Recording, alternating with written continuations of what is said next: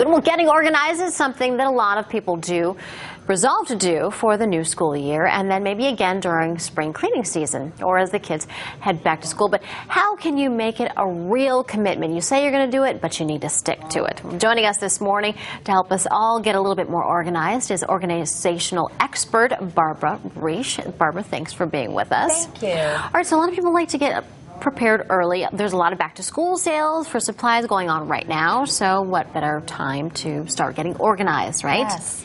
So what is the first step? Well, one of the main things you can do if you want to be organized is routines work. You want to do it the same way every time. Mm-hmm. And when you do that, the behavior becomes rote. And you don't forget things and you don't misplace things. So, for example, put your cell phone always in the same pocket of your bag. Okay. So when it's ringing, you know where to look. Probably same with your keys, so you're not same with your keys. Same with all charging. over the place. Same with charging the cell phone. Do it in the same place. Put your bills in an inbox. So every week when you go to pay the bills, you know where they are. Take your medication at the same time. All these things help you stay organized. Mm-hmm. All right, great. What about school supplies? So for school supplies, you want to store them where your kids use them. So many parents give their children a desk in the room with the feeling that they'll do the homework in the room, and often they do it at the kitchen table. Exactly. So if that's the case, make sure they have school supplies where they're going to use them, where they're doing their homework. Mm-hmm. The other thing you want to do is you want to group like things together and have one place for everything. So you may think, for example, that you need 16 spiral notebooks, but if you had all the spiral notebooks in your house in one spot, you would know exactly how many you had and how many you need. Actually need, right. You probably don't need 16. And the same with pencils, with batteries, with black sweaters, with magic markers. Everything in your house, designate one place and have one place for everything. All right, and you've got some great see-through boxes. These are key, right? These are key. And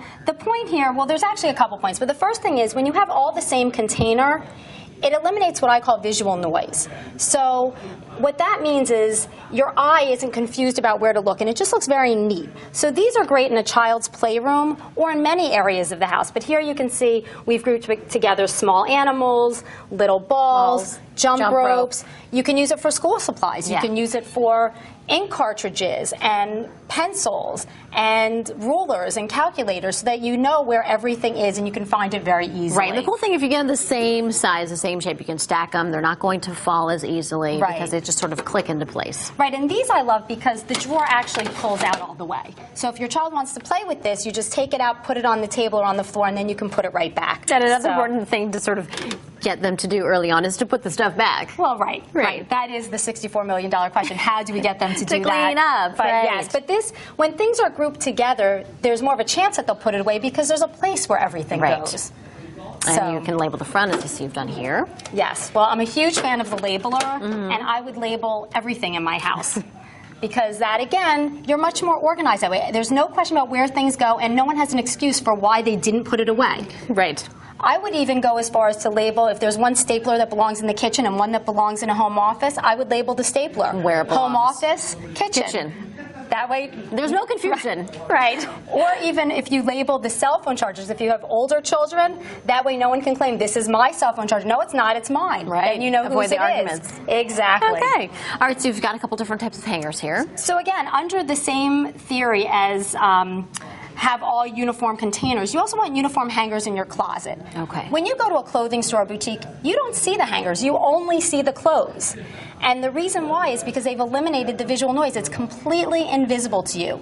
And if you do the same thing in your closet, your eye will focus on the clothing and not on this jumble of hangers. To help you focus better. Yeah, and it doesn't really matter if they're plastic and a color, if they're velvet, if they're plastic, if they're wood, as long as they're all the same.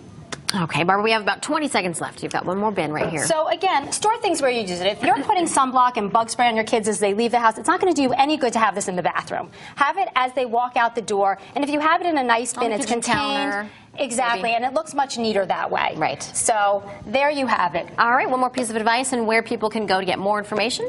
www.resourcefulconsultants.com. And you also have a book signing, right? I do. I have a book signing this evening. Organizational book, so. Right, thank you. There's plenty of information on that. Thank you so much, Barbara.